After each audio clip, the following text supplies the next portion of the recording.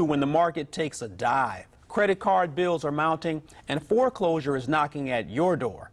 Well, plan A, you could hide under a rock and hope your problems go away, or face the fear and get moving into plan B. The Dow bounced back a little bit, but the market is still volatile. To put it mildly, get your money questions ready for author, columnist, and financial analyst Terry Savage tonight on Garrard McClendon Live.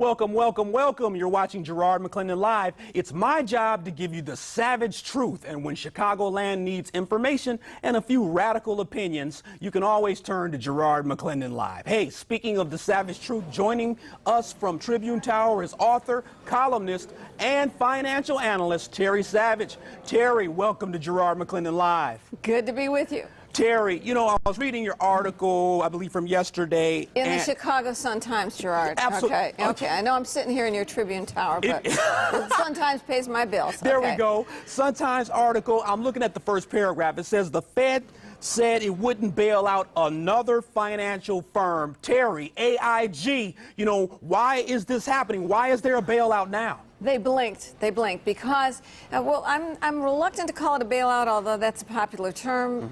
Let's see why they did what they did, which was lend them a lot of money and take a big stake in the company. They own 80% of the company now.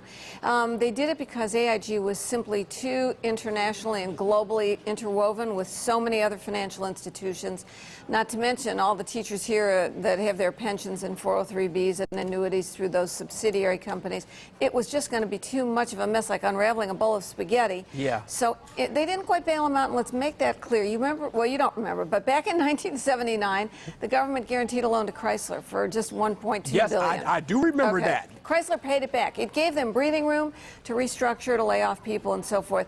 They paid it back with interest, and the government made a little money. Yeah. And the hope and the belief, and I think it's a reasonable belief, that AIG, under Ed Liddy, who is, by the way, a fabulous guy, a Chicagoan. He was CEO and chairman of Allstate for a long time. I know him well, and he's extraordinarily capable. And AIG has some really good subsidiaries, some very good insurance companies. They weren't in trouble at all. It was some of these loan guarantees, kind of swaps, credit default, a lot of that stuff, but not the big basic business of the company that was in trouble. So the loan will give them $85 billion and time, so they can sell those subsidiaries and pay back the money to the government.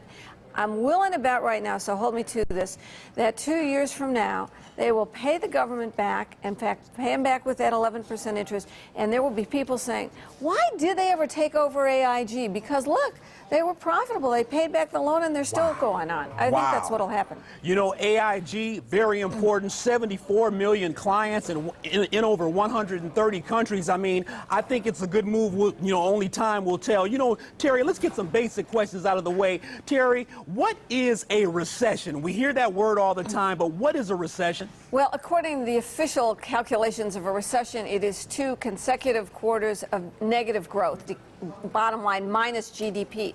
We're not there yet. In fact, last quarter the economy grew strongly. But if you ask people, are you in a recession or a depression? You know, I think a recession is when you lose your job, but depression is when you lose your home. Yeah. But that's not the official economic definition, of course. Absolutely. Terry, when you're in coffee shops, you're sitting down having a cup of coffee, this question comes up all the time. The United States borrowing money from other countries. You know, what happened to the U.S.? You know, we're the power brokers of the world.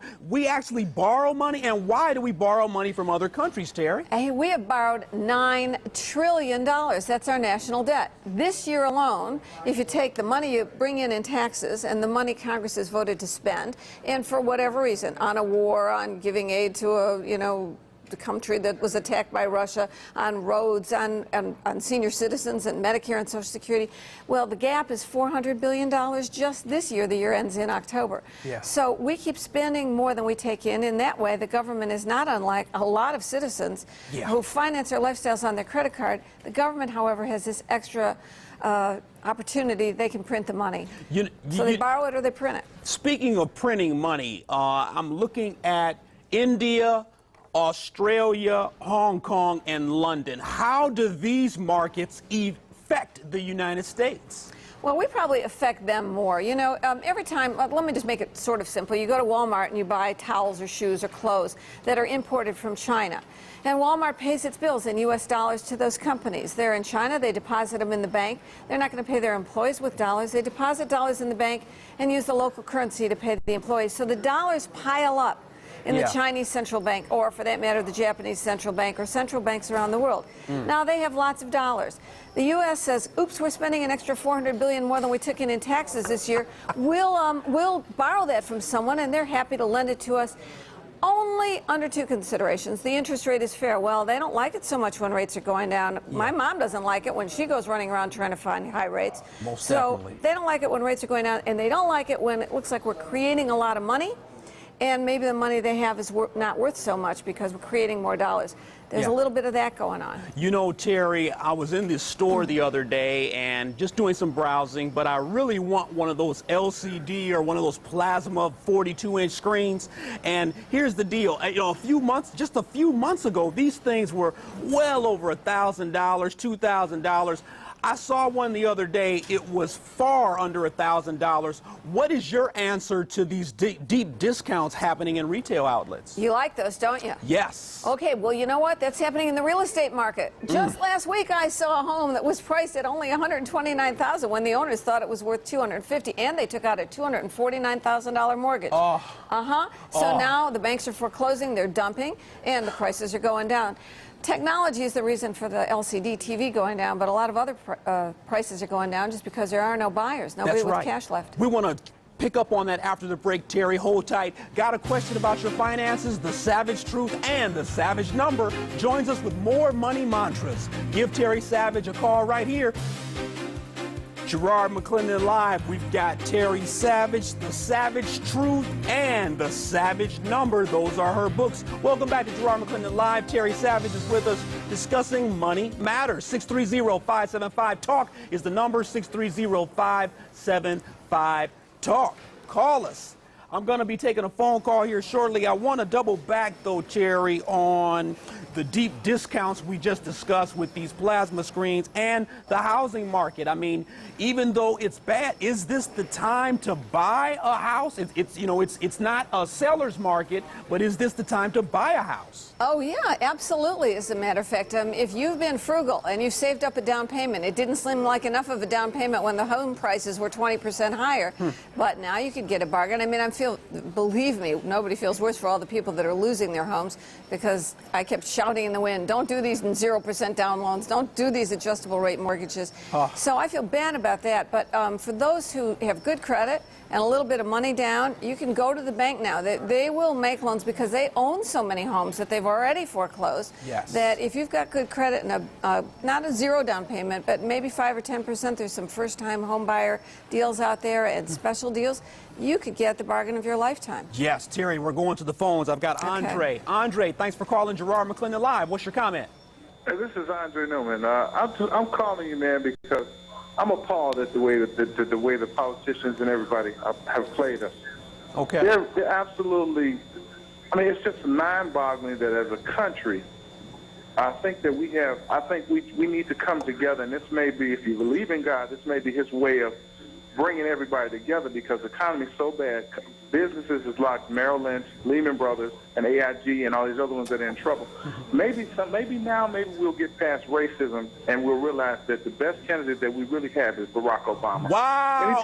Anytime a man sits up and says that the fundamentals of this economy are sound, and you're sitting here watching the people go out of business. Merrill Lynch, these companies are over God knows how large. I mean, they're extremely large and they're old as I don't know what. Yeah. Where did all the money go to? Wow. I honestly almost think that this might be some sort of conspiracy to drain all of the money out of the economy before he goes in, and he'll never be able to get that straight with us. Oh, Andre, hey, Andre, thanks for the call. You know, Terry, conspiracy theory, what's going on? I mean, is this, I want to follow up Andre's call by asking this question. Are the markets, is this a concrete thing, or I want to say this question the way I had it written earlier because, you know, are the markets concrete or is this just funny money, Terry? I mean, come on. Well, wait a second, Gerard, because I never heard anybody complaining back in 2000 when all their dot-com stocks were doubling and tripling and money magically appeared in their accounts. And nobody said, is this concrete or is this not? If you sold and you took your profits and you went and bought a house or you went and bought a TV or a car, that was real money. Yeah. So leaving politics aside, the markets are bigger than any one person, and for sure the action of the last few days has proved it. They're bigger than the Federal Reserve Chairman and the Secretary of the Treasury. The markets are the will of people who are willing to put their money up and buy or sell. That's where people agree to disagree on the value of something at a certain price. You know, Terry, you're absolutely right. No one complains when that mutual fund or that stock is starting to go up. It's like, wow, I'm doing real well. But the minute something goes wrong, let me find the first person to blame. I'm going back to the phones. Lisa, thank you for calling Garrard McClendon Live. What's your comment, Lisa? Hi. I wanted to ask Terry for her suggestions or recommendations for where one can place their money and earn at least 5% interest without putting the money in the stock market or mutual funds. You want to know where you can earn 5% with no risk, right? Basically, yes. Like I hear a lot about Treasury bonds, and bills, and so forth. Lisa, listen very carefully. There is no place today where you can put your money and earn 5% with zero risk. In fact, short-term Treasury bills are yielding maybe about 1%, and longer-term Treasury notes are 3.5%, 4%. So there is no place, anyone who offers you 5% is not offering you a risk-free investment. Wow. Now, I know some SNLs out there are offering one-year CDs at a rate slightly higher than 4%. And that money is insured, and they're bidding up to get your money to keep going. And my own mother called me this morning and said, well, I went to, I won't name it, but one of the ones that's in the headline, and I took out a one-year CD at 4.8%. But it's certainly not $100,000. I said, okay, Mom, you're insured. That's right. Lisa, thanks for the phone call. I'm going to Jim. Thank you for calling Garrard McClendon Live. Jim, what's your comment? I wanted to ask Terry about college loans for my daughter's a senior, and it seems like you read every day that college loans for private loans are drying up. Yeah. Thanks for the call. Yeah. There is very little money out there in terms of loans. Even if your college, university says, okay, you're qualified for federal student loans, there are very few financial institutions making those loans. I'll give you a couple of websites. I love simpletuition.com. That's a website that will teach you an awful lot about getting student loans. You should work with she's a senior now.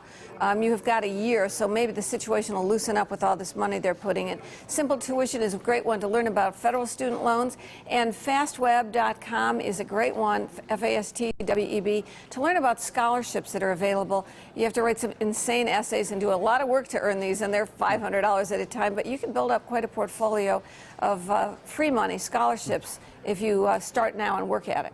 I've got Terry Savage on the show. The Savage number and the Savage truth. 630-575-TALK is my number. Still to come on Garrard McClendon Live. More with author, columnist, financial analyst Terry Savage. Drop the remote. We'll see you in 2 minutes.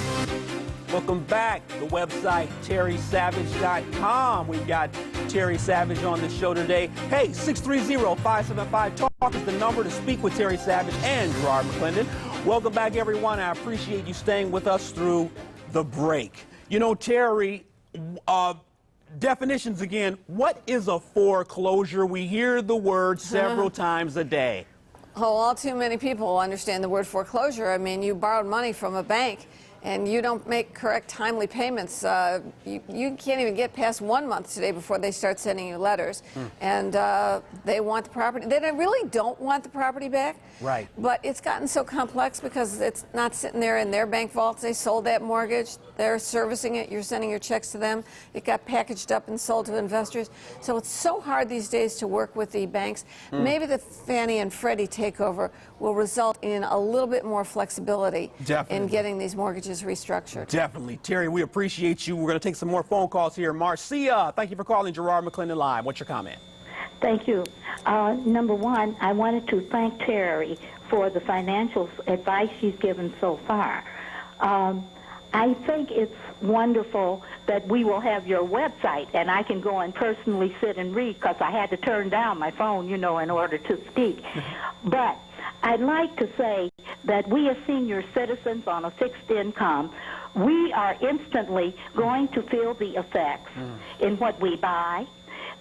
There may be raises in county and city taxes. We will feel that. I like the quote from Obama. Those of us who have been blessed by the riches of the land, who are the wealthiest among us, how grand it would be if we would make a patriotic gesture by paying more taxes.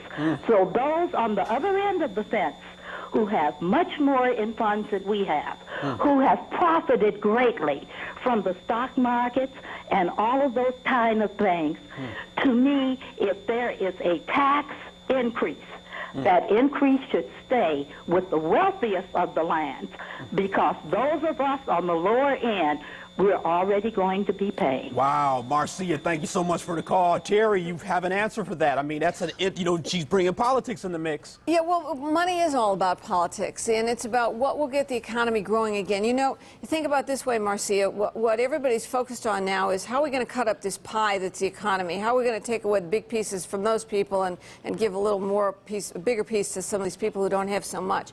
But the real solution to America's problems, given that we're so much in debt, is not how to divide up that pie, but how to grow the whole pie. Okay? And the way you grow the pie is to get the economy going again, get businesses creating jobs. And that's really, John F. Kennedy said it best. He was the one who said, a rising tide raises all ships. That's right. And he also said, paradoxically, and this is a quote from Kennedy, the best way to collect more tax revenues so we can spend more for people who need it is to lower the tax rate. And just so you know, when Kennedy came into office, the top personal tax rate was 90%. He cut it down to 70%, and he cut the corporate tax rate from 52% to 48%, and we had what became known as the Kennedy boom. That's right. So it's not always so obvious that by taking money away from those people, we're going to give these people a bigger piece of the pie. We need to grow that pie. We need to grow our economy. Terry, this is all speculation because we don't know who's going to be the president yet, but, who has a better plan, McCain or Obama? Well, I have a blog up on my website. Part of my blog is a link that says, what do you think about their economic plans? The most important thing is we have two candidates that are spending hundreds of millions of dollars, and your people are contributing. They are buying our votes. Okay, why is it? The job of the president, and the last I saw, pays a little over $400,000 a year. Why do they spend hundreds of millions of dollars to get our votes? There's some power there. Yeah. Well, our votes are powerful. We need to say to both candidates, wait a minute, don't keep making these empty promises to spend more money and you'll create more money and then we'll have inflation.